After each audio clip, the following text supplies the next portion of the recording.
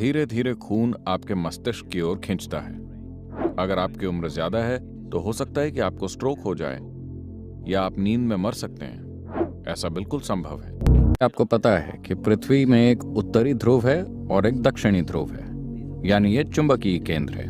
और आप ये भी जानते हैं कि धरती के पूरे भूखंड, पूरे महाद्वीप धीरे धीरे उत्तर की ओर खिसक रहे हैं, वो चल रहे हैं। आप जानते हैं हिमालय की पर्वत श्रेणियां कैसे बनी?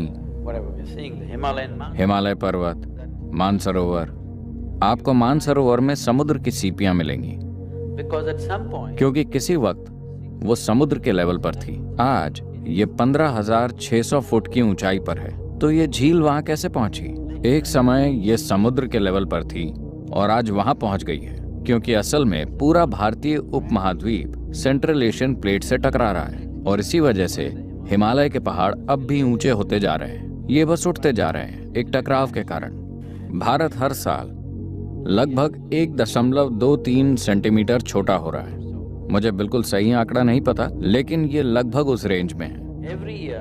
हर साल भारत 1.23 सेंटीमीटर का इलाका खो रहा है क्योंकि ये हिमालय श्रृंखला से टकरा रहा है और वहां पर ढेर लग रहा है, क्योंकि उत्तरी ध्रुव का चुंबकीय आकर्षण धीरे धीरे सारे भूखंडों को ऊपर खींच रहा है। तो इतना विशाल चुंबकीय आकर्षण जिससे महाद्वीप ऊपर खिसक रहे हैं, उस तरह का चुंबकीय खिंचाव लगातार पूरे ग्लोब में कायम है। मान लीजिए आपको थोड़ा सा एनीमिया है। अगर आप डॉक्टर के पास जाते हैं तो वो आपके लिए क्या प्रिस्क्राइब करेंगे? तो इसका मतलब ये आपके खून का एक महत्वपूर्ण हिस्सा है। हाँ, तो अगर आपके शरीर में आयन तैर रहा है और मैं आपके सिर पर एक शक्तिशाली चुंबक लगा दूं, तो हो सकता है कि धीरे धीरे खून उस दिशा में जाने लगे, है ना? मान लीजिए कि ये चुंबक बहुत ही शक्तिशाली है, तो ये खून को धीरे धीरे ऊपर खींचने लगेगा क्योंकि खून में आयरन मौजूद है। आपके शरीर की संरचना ऐसी है कि आपका दिल, जो सर्कुलेशन सिस्टम का पंपिंग स्टेशन है, वो 3/4 ऊपर की ओर है, न कि बीचों बीच। चूंकि गुरुत्वाकर्षण की उल्टी दिशा में पंप करना मुश्किल है और गुरुत्वाकर्षण की दिशा में पंप करना आसान है, तो ये यहाँ है। आमतौर पर जो भी खून की नसें नीचे की ओर जा रही हैं वो मोटी हैं और जो नसें ऊपर की ओर आ रही हैं वो काफी पतली हैं। यहाँ तक पहुँचते पहुँचते वो लगभग बाल की तरह पतली हो जाती हैं, इतनी बारीक कि आपके मस्तिष्क का सर्कुलेशन सिस्टम ऐसा है कि अगर उसमें एक भी बूंद ज्यादा चली गई तो ब्रेन हैमरेज हो जाएगा। लोगों को स्ट्रोक हो जाता है। तो अभी आप इस तरह हैं, अब आप ऐसे हो गए।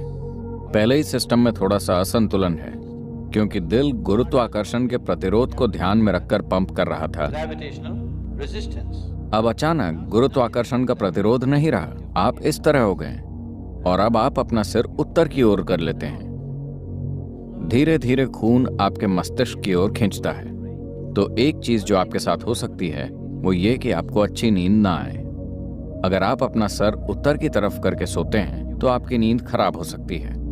हर किस्म के सपने आ सकते हैं। अगर आपकी उम्र ज्यादा है तो हो सकता है कि आपको स्ट्रोक हो जाए या आप नींद में मर सकते हैं। ऐसा बिल्कुल संभव है। ऐसा नहीं है कि आप एक दिन सोए तो आप मर जाएंगे।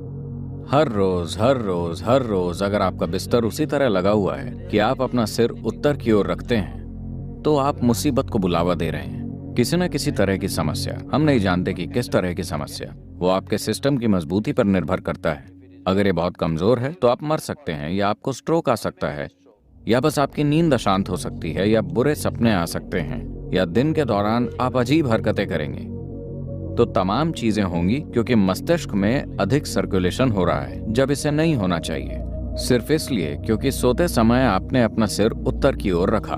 तो अगर आप दक्षिणी अमेरिका जाते हैं तो आपको अपना सर दक्षिण की ओर नहीं करना चाहिए। अगर आप ऑस्ट्रेलिया जाते हैं तो आपको अपना सिर दक्षिण की ओर नहीं करना चाहिए। वहां पर आप सिर उत्तर की दिशा में रख सकते हैं। उत्तरी गोलार्ध में आप अपना सिर उत्तर की ओर मत कीजिए। आप एक सुई की तरह गोल घूम सकते हैं। East is best. पूर्व सबसे अच्छा है। उत्तर पूर्व ठीक है, पश्चिम भी ठीक है। दक्षिण कोई और चारा ना हो तो उत्तर में